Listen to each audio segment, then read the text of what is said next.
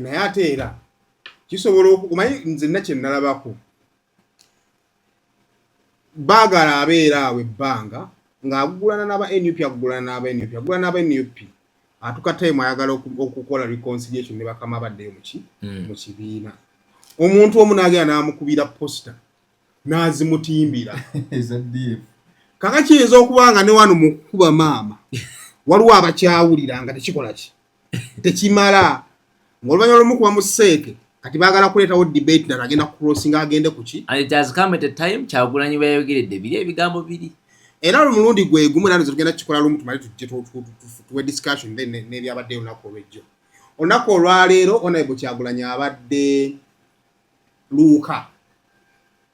n'addamu ebigambo byayogerera okugula ofiisi y'ekibiina oba ewa naye yali biganga ebigambo byenyi yabikoze eki abizzeemu sooka otuddemu otuwe singa nasola step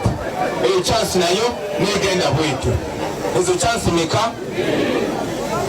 kati mwalabye eggulo kye bamukoze naye mazima ga Katonda mu ggulu nze singa sikanya naye pate gyalimu pate ye eyonona ekitiibwa kye kuba eyo yababbi tesaana bantu balungi nga Kadaga kakati mwalabye bwe bakoze Right Honorable Rebecca Kadaga leno teyabadde message eri Kadaga eka yabadde message eri abasoga mwenna eri abakazi mwenna eri bannayuganda mwenna abalowooza nti osobola okubeera mukwano gwa Museveni tosobola katuzo chansi biri zigenze naye tukyalinayo chance endala eki tukyalinayo chance endala eki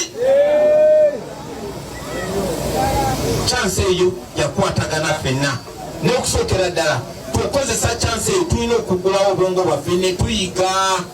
when somebody shows you who they are believe them